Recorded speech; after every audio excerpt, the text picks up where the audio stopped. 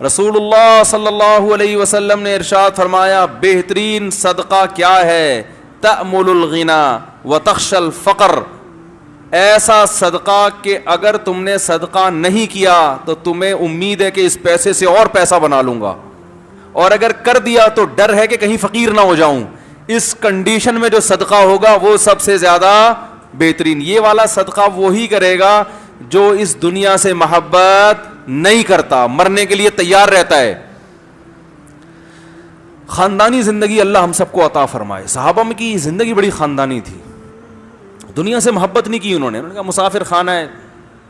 صدقات و خیرات سے سب سے زیادہ پتہ چلتا ہے کہ یہ دنیا سے محبت کتنی کرتا ہے، نمازوں سے نہیں پتہ چلتا۔ نماز تو بڑے بڑے لوگ جن کے دل میں دنیا کی محبت کے گٹر ابل رہے ہیں نا، چونی اٹھنی پہ جان دیتے ہیں، وہ بھی نماز پڑھ لیتے ہیں۔ آپ کے دل میں اس دولت کی کتنا عشق ہے اس کا پتہ آپ کے صدقات و خیرات سے چلتا ہے۔ سمجھ میں آ رہی ہے بات کہ نہیں آ رہی ہے؟ خرچ کتنا کرتے ہو، کھلاتے کتنا ہو، کھانے سے تھوڑی پتہ چلتا ہے۔ آج کل کھانے کو دیکھ کے اندازہ لگا رہے ہیں اس کے دل میں اللہ رسول کی کتنی محبت۔ یہ کونڈے بھی کھاتا ہے، یہ تیجے بھی کھاتا ہے، یہ 12ویں کے کھانے بھی کھا رہا ہے، یہ 11ویں کی نیاز بھی کھا رہا ہے، ماشاءاللہ۔ اس سے لوگ اندازہ لگاتے ہیں نبی کے نام پہ کوئی کھانا نہیں چھوڑتا یہ، ماشاءاللہ۔ اللہ اس کے رسول سے بہت محبت ہے اس کو، ہے بھائی؟ ایسا ہی ہے کہ نہیں ہے؟ ایک تو یہ لوگوں کا یہ گچی پکڑ کے رکھنا، یہ حرص علی المال والا، یہ موضوع ایک دم چینج ہو جاتا ہے نا۔ لوگوں میں ایک بڑی شکایت ہے، ایک طرف یہ لوگ یہ کہتے ہیں کہ مولوی بن جائیں گے تو کھائیں گے کہاں سے؟ اپنے بچوں کو اس لیے مولوی نہیں بناتے نا، اس لیے نہیں بناتے نا مولوی بنیں گے تو کھائیں گے کہاں۔ دوسری طرف ہی کہتے ہیں مولوی کھاتے بہت ہیں یہ مولوی، میں ایبٹ آباد گیا، کہیں بھی سفر ہو نا، سب سے زیادہ ٹینشن اس کی ہوتی ہے کہ کھانا بہت پڑے گا۔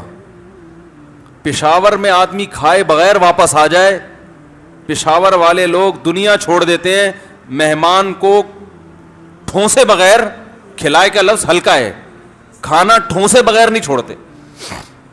میرا اتنا شدید پیٹ خراب ہوا ہے، رات کو ایسا درد پیٹ میں، پشاور میں تھا رات کو، میں صبح کی فلائٹ تھی 7 بجے، پوری رات نہیں سویا، درد، ہاتھ جوڑ جوڑ کے کہہ رہا ہوں بھائی نہیں کھانا یار اللہ کا۔ وہ پشاور کے لوگ کہہ رہے ہیں مفتی صاحب تو ہمارے گھر آیا ہے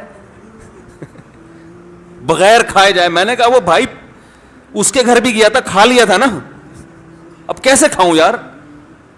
یہ وہ کہہ رہا، وہ مجھ پہ، میں جب اسے کہہ رہا ہوں کیسے کھاؤں تو وہ الٹا مجھ پہ حیران ہو رہا ہے، یعنی آپ کیسے کھاؤ یہ اتنا اہم نہیں ہے، ہم مہمان کو کھلائے بغیر بھیج دیں، یہ اس کی نظر میں زیادہ تعجب کی بات۔ پھر بغیر پوچھے لا کے رکھ دیتے ہیں کھاؤ۔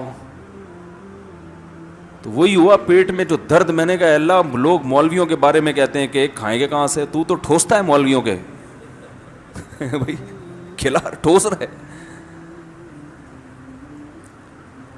کھانے کے بارے میں ایک اصول یاد رکھو، محبت اپنی جگہ، لیکن جو ہے نا اس میں بہت احتیاط کرنی چاہیے۔ ایک دفعہ، 2 دفعہ، 3 دفعہ پوچھ لیا، جب کہہ دیا نہیں تو اس کا مطلب ہے پنجاب والوں کے کھانے الگ ٹائپ کے ہوتے ہیں، وہ سری پائے، صبح ناشتے میں چھولے چنے چاٹ، وہ پورا دسترخوان پہ اتنا لا کے رکھ دیا۔ وہ بھائی نہیں کھا سکتے، اللہ کے بندو نہیں کھا سکتے بھائی، تو کہہ رہے ہیں یہ سب آپ کے لیے بنایا ہے۔ اللہ حضرت مولانا طارق جمیل صاحب کو جزائے خیر دے، وہ اس معاملے میں بہت سخت ہیں، ان کو کسی کا باپ بھی نہیں کھلا سکتا حقیقت ہے، یہ میں نے دیکھا ہے۔ لیکن وہ عمر کے اس حصے پہ پہنچ گئے ہیں کہ ان کی بات پہ لوگ ناراض نہیں ہوتے۔ کبھی ان کے ساتھ بھی بیٹھنا ہوا نا تو کھانا لا کے رکھا گیا، وہ دسترخوان پہ لوگوں نے بڑی پرتکلف دعوت، بکرے اور مچھلی اور یہ اور وہ نہیں ہاتھ لگاتے۔ اب میزبان کہہ سکتا ہے یہ آپ کے لیے بنایا ہے، تو وہ بزبان حال جواب دیتے ہیں کہ مجھے اللہ نے اپنی عبادت کے لیے بنایا ہے، اس کے لیے نہیں بنایا۔ اعتدال، رات کو تو ویسے ہی کم کھانا چاہیے نا۔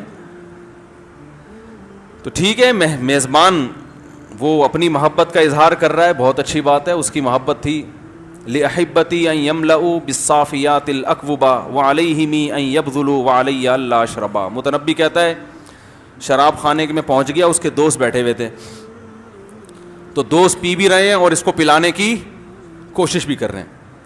تو کہتے ہیں میرے دوستوں کے لائق یہی ہے کہ پلائیں, لیکن مجھ پر یہ لازم ہے کہ میں نہ پیوں. ان کی محبت کا تقاضا ہے کہ پلائیں, اور میری غیرت کا تقاضا ہے کہ میں نہ پیوں, کیونکہ میں شراب کے نشے کا عادی نہیں ہوں. یہ اگر نہ پلاتے تو مجھے غصہ آتا کہ یار تم تو پیتے ہو تو تمہیں تو پلانا بھی چاہیے نا, مہمان کو اکرام کرنا چاہیے, لیکن مجھ پر لازم ہے کہ میں نہ پیوں کیونکہ میں شراب کے نشے کا عادی نہیں. بھائی پھر کس چیز کے نشے کے عادی ہو؟ کہہ رہے حتی یکون الباثرات, میں تلوار جب چلتی ہے میدان جنگ میں اور لڑائی ہوتی ہے تو اس کی تلواروں کی جھنکار سے جو نشہ پیدا ہوتا ہے نا, اطربا, مجھے اس میں نشہ آتا ہے. تو مجھے اگر کسی کو چاہیے کہ نشے میں اپنے بارے میں نہیں کہہ رہا, متنبی کے بارے میں کہہ رہا ہوں, کہ مجھے اگر کوئی چاہتا ہے کہ میں نشے اور مستی میں آ جاؤں تو میدان جنگ گرم کرو, اس میں مجھے دعوت دو. خلق اللہ للحروب رجالا ورجالا لقصعة وسرید. شاعر نے کہا ہے کہ اللہ نے کچھ لوگوں کو جنگوں کے لیے پیدا کیا, کچھ کو سرید اور پیالے کے لیے پیدا کیا, حلوے مانڈے کے لیے پیدا کیا اللہ نے. اور اذا تکون کریہتا ادعا لها واذا یحاص الحیث یدعا جندب. شاعر کہتا ہے جب میدان جنگ ہوتا ہے نا لوگ مجھے دعوت دیتے ہیں, اور جب حلوے کی پلیٹیں ہوتی ہیں تو جندب کو بلاتے ہیں. ٹھیک ہے, تو ہر ایک کا اپنا اسٹائل ہوتا ہے. تو ہر ایک کی ہاں میں یہ عرض کر رہا تھا کہ نبی صلی اللہ علیہ وسلم نے فرمایا دو چیزیں, انسان جب بوڑھا ہوتا ہے تو اس میں دو چیزیں کیا ہوتی ہیں؟ بولو بھائی, کم ہونے کے بجائے بڑھتی ہیں. تو یاد رکھو اگر ابھی آپ کے دل میں موت سے بہت زیادہ نفرت ہے تو اس کو ختم کر لو, بڑھاپے میں یہ ختم نہیں ہوتی. اگر ابھی آپ کی طبیعت میں کنجوسی ہے, پیسے خرچ کرتے ہوئے جان نکلتی ہے, تو ابھی سے اس کنجوسی کو ختم کر لیں. بڑھاپے میں یہ کنجوسی کم ہونے کے بجائے بڑھ جائے گی. اور اگر ابھی سخاوت پیدا کر لی تو بڑھاپے میں یہ سخاوت اور زیادہ بڑھ جائے گی, ہٹو بچوں ہو جائے گا. لوگ کہتے ہیں نا میرے دادا بڑے سخی تھے, کہتے ہیں نا میرے نانا بڑے سخی تھے, میرے دادا بڑے سخی. تو وہ دادا اس لیے بڑے سخی کے جوانی میں صرف سخی تھے, بڑھاپے میں بڑے سخی بن گئے. دیکھو یہ قبلہ بڑے حکیم لکھا ہوتا ہے نا, وہ تو اس لیے لکھا ہوتا ہے کہ لکھنے پر گورنمنٹ کی طرف سے کوئی پابندی نہیں ہے, لیکن بعض واقعی بڑے حکیم ہوتے ہیں. تو یہ بوڑھے ہوتے ہیں, جوان بڑا حکیم نہیں ہوتا. جوانی میں صرف حکیم ہوتے ہیں, بہت سے لوگوں پہ تجربے کرتے کرتے ان کو قبرستان پہنچا کے بڑھاپے میں کیا بن چکے ہوتے ہیں؟ قبلہ بڑے حکیم. جوانی میں جو ڈاکٹر ہوتا ہے وہ اتنا ماہر نہیں ہوتا, بہت سو پہ ٹیکے لگا کے تجربے کر کے بالآخر بڑھاپے میں ہم کہتے ہیں یہ ایک ریلائبل ڈاکٹر ہے, تجربے کار ہے, بوڑھا.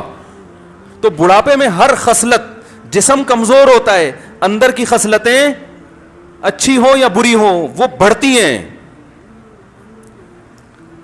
صحابہ نے جوانی میں موت سے نفرت ختم کر دی. ایک موت سے طبعی طور پر تو ہر ایک کو ڈر لگتا ہے, وہ تو سب کو لگتا ہے, وہ کسی کو ختم نہیں ہو سکتا.